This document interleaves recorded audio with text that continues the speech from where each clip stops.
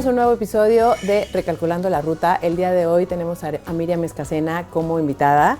Ella es guía Montessori, entrenadora en disciplina positiva y la CEO de Tu Guía Montessori.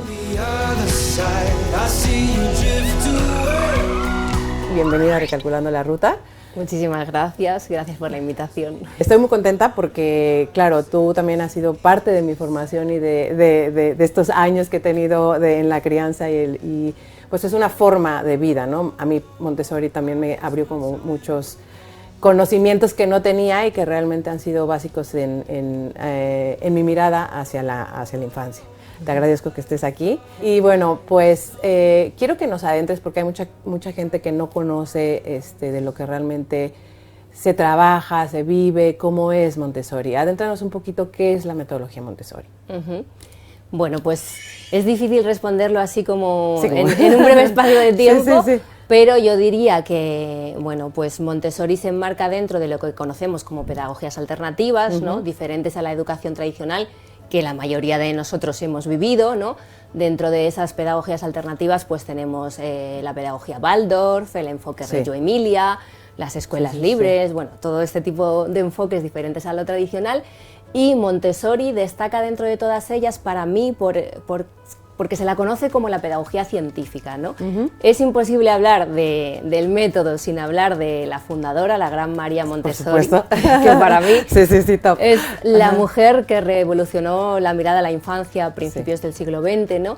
Ella, con tan solo 14 años, ya quiso estudiar ingeniería, o sea, era una mujer revolucionaria. Muy echada para adelante, para esas épocas. Totalmente, ¿no? En ese contexto que básicamente el futuro de una mujer era casarse y ser ama de casa, ¿no? Básicamente. Entonces ella quiso estudiar ingeniería, luego fue una de las primeras mujeres en convertirse en médico en Italia. Estudió también psiquiatría, filosofía, antropología, biología. Introdujo todo este concepto de la interdisciplinaridad, ¿no? En aquellos momentos relacionar pedagogía con medicina pues era algo que nunca se había hecho, ¿no? Entonces ella no es que quisiera inventar su método y demostrar que funcionaba, sino que su método lo fue deduciendo tras más de 40 años de observación a niños y niñas de todo el mundo, o sea, y es que la observación, ¿no? Que es como esa gran capacidad de observación que ella tenía, con eso pues pudo descifrar cómo es que aprenden los niños, cómo se producen los aprendizajes significativos. Ella también se dio cuenta de que el desarrollo de la inteligencia va muy ligado al movimiento. Entonces, claro, lo difícil es pretender que nuestros niños y niñas sigan aprendiendo de la misma manera con este sistema educativo que está implantado en la mayoría de los países está cambiando un poco, pero es verdad que todavía está muy se vende como instalado. Libre, obligatorio, gratuito, accesible para todos, pero en realidad pretender que niños y niñas estén 6, 7, 8 horas sentados en un pupitre sin moverse, recibiendo clases magistrales, ¿no? Que está el profesor en una pizarra explicando a todos lo mismo a la vez, o ellos haciendo una ficha, ¿no? Pero con muy poquita experimentación sensorial, con muy poquita capacidad de decidir, que luego al final todo esto pues les va haciendo que el sistema sea tan dirigido que llega un momento que ¿dónde quedó la creatividad, no? Sí, claro. Claro. Que le dices a un niño, dibuja una flor y te dice, ¿cómo? ¿Con cuántos pétalos? ¿De qué color? Imagínatela. ¿Cuáles son los pilares de la metodología? O sea, ¿cuáles crees que sean como esos pilares en los que se basa Montessori? Pues mira, hay 3 pilares, hay una tríada muy famosa que yo digo la tríada del éxito, en la que nos tenemos que basar, ¿no? Nos trabajamos en 3 enfoques fundamentales.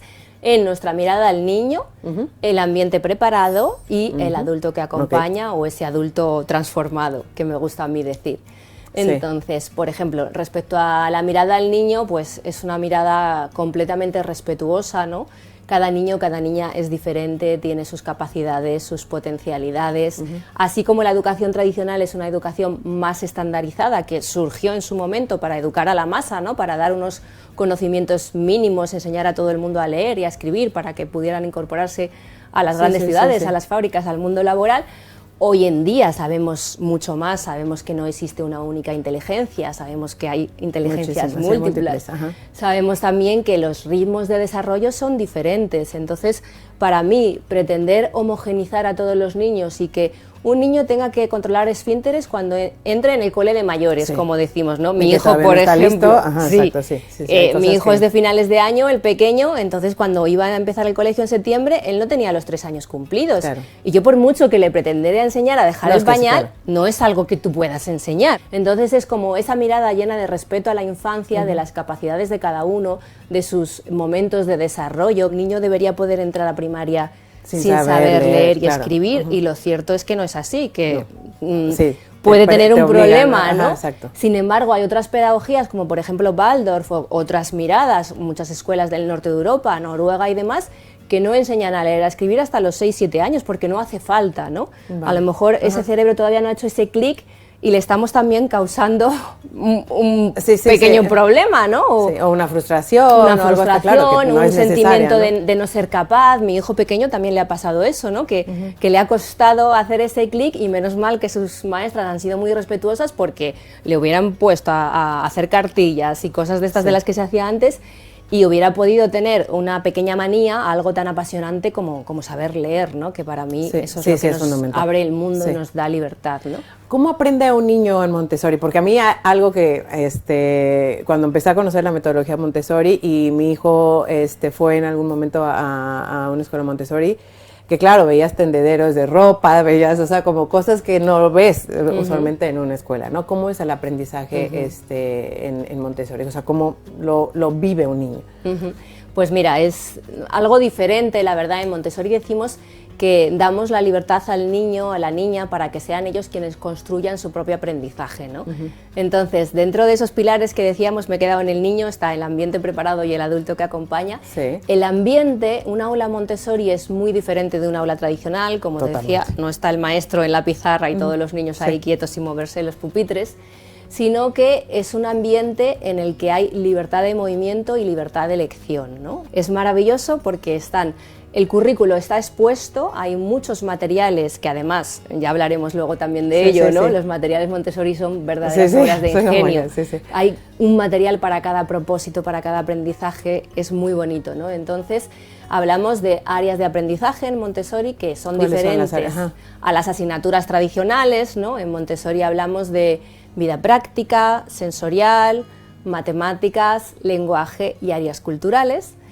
Entonces, todos los materiales están clasificados en el aula, en el ambiente, dispuestos por estas áreas de aprendizaje, y además también están ordenados por orden creciente de dificultad, en el sentido de la lectoescritura, de arriba a abajo y de izquierda a derecha, de tal manera que cada niño o cada niña va caminando por el ambiente, se va moviendo por ese mobiliario que está siempre todo en estanterías bajitas, accesibles a la altura de los niños y niñas, y ellos van eligiendo con qué material van a trabajar en cada momento, dentro de un criterio que sean los materiales que ya les ha presentado el maestro, ¿no? Que sabe cómo trabajar con ellos.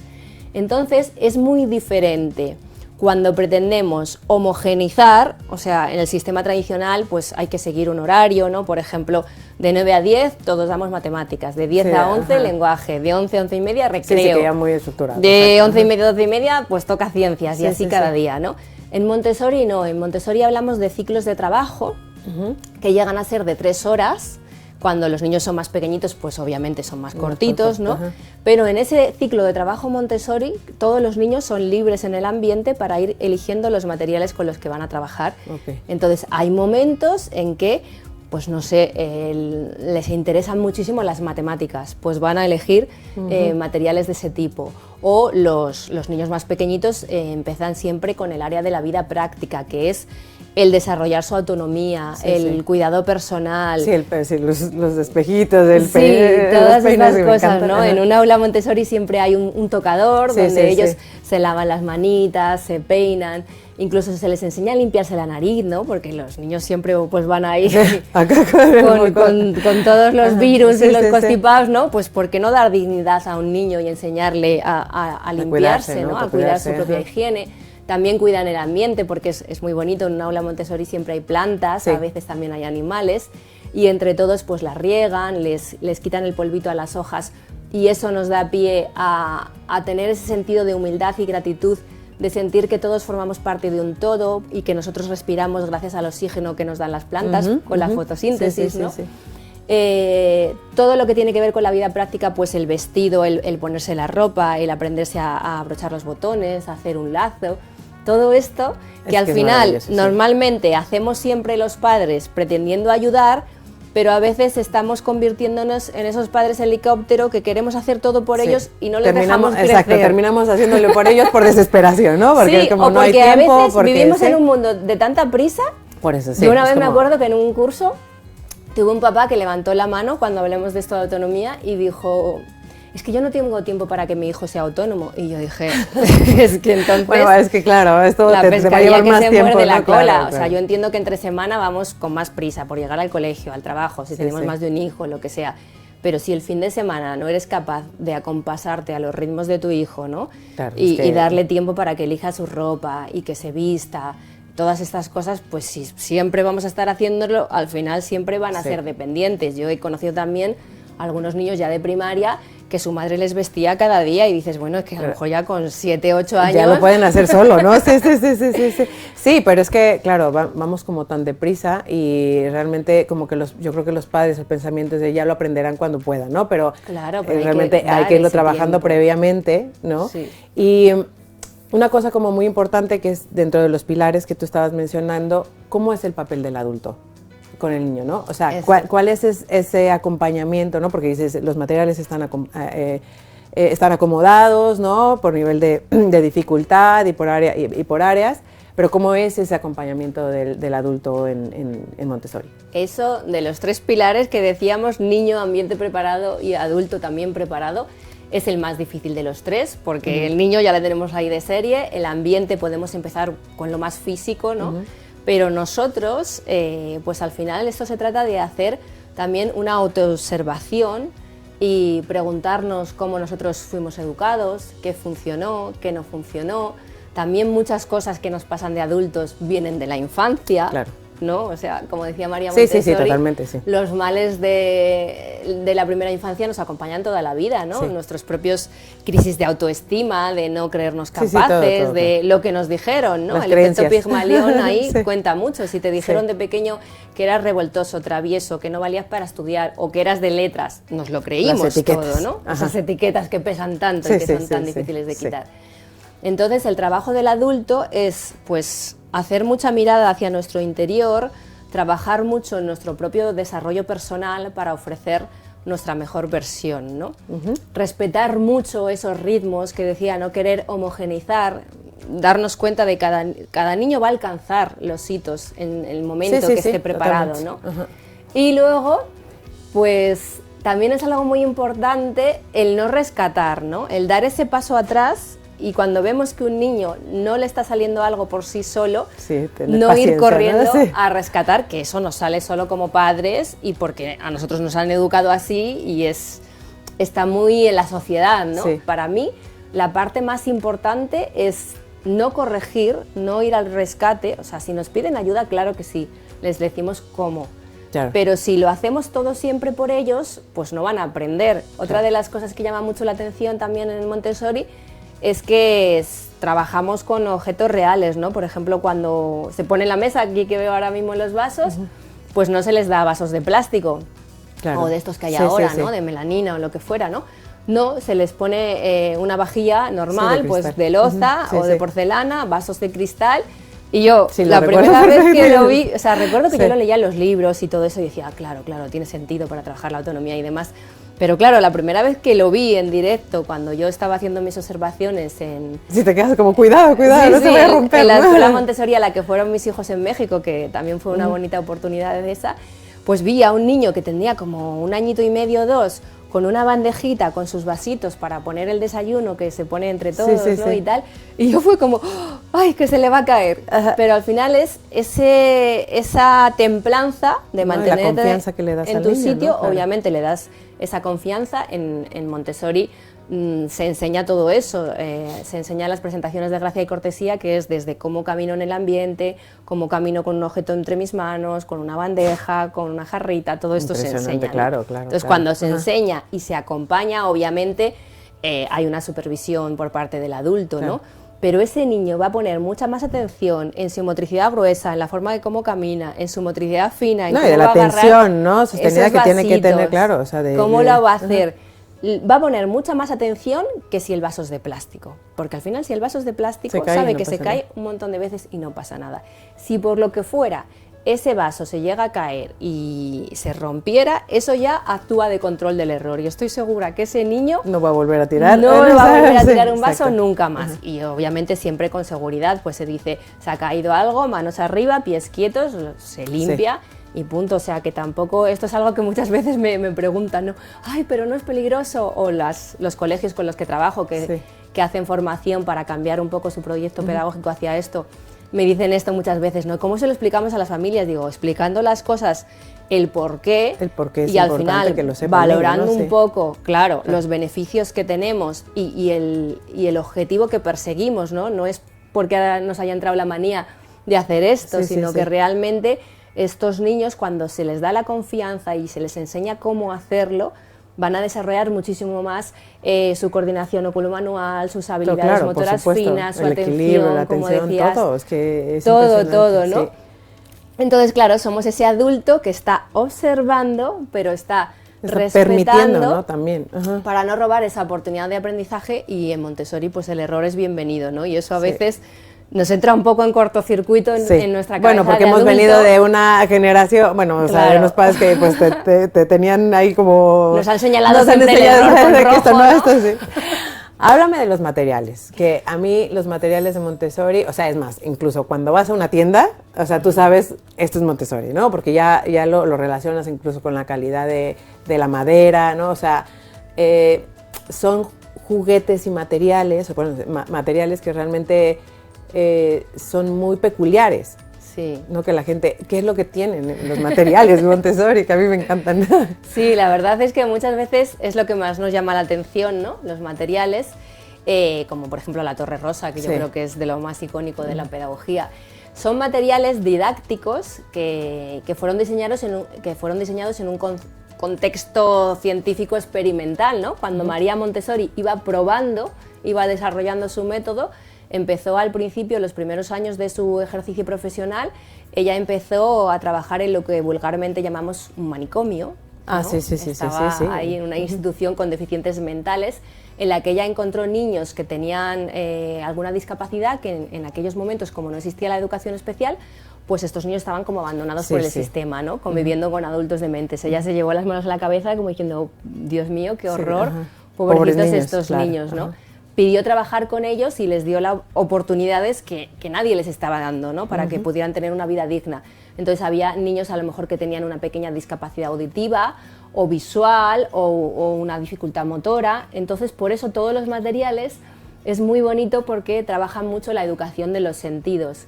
Aquel niño que no podía ver, pues tocaba las letras con sus manos, ¿no? Y así con todo. Ella iba al carpintero de esa localidad, iba diseñando cada material para cada aprendizaje, ¿no? Tenía esa gran capacidad de observación y de concretizar en un solo material transformarlo específico, en su cabeza, ¿no? Es que era como... ¿cómo aprendo esto? O ahora, ¿cómo podemos hacer esta experiencia sensorial de la grafía de las letras? No es lo mismo hacer, como decíamos antes, ¿no? Esas caligrafías que nos hacían antes, aquí en España eran muy famosos los cuadernos Rubio, que eran ejercicios repetitivos, ¿no? A que realmente los niños y niñas puedan trazar las letras a lo mejor en una bandeja sensorial de arena, ¿no? O tocarlas con sus manos.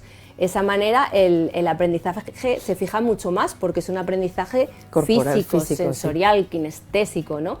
Y así con todo. Las matemáticas a mí en Montessori, por ejemplo, me parecen también apasionantes, porque es algo que a priori puede ser más abstracto, pero entenderlo en una pizarra con una fórmula y lo que sea no tiene nada que ver a aprender las matemáticas con tus manos, contando cuentas, sí, experimentándolo o pasando, ¿no? entendiendo el sistema decimal, ¿no? Cómo pasamos de decenas a centenas y todas estas cosas.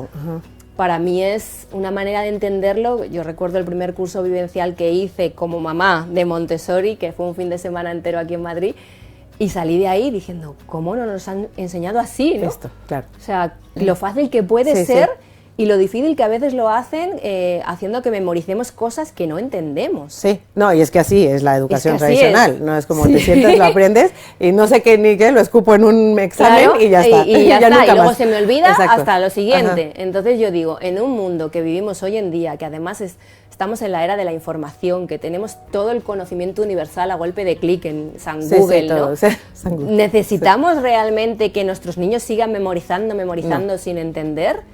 Y realmente también, ¿no? ¿Qué es lo que deberían aprender en la escuela? Porque sí. se ha dado siempre también en la educación tradicional mucha importancia a las inteligencias clásicas arquetipo, ¿no? Lógico, matemática y lingüístico verbal, pero todo lo demás como que quedaba en segundo plano, ¿no? Sí. Y en Montessori pues se mira el desarrollo integral como seres humanos, el desarrollo obviamente cognitivo, intelectual, pero también físico, social, emocional, el desarrollar el pensamiento crítico, todas estas cosas que al final nos van a hacer desenvolvernos en la vida, ¿no? Claro. Sí, son herramientas y recursos que en la vida se quedan.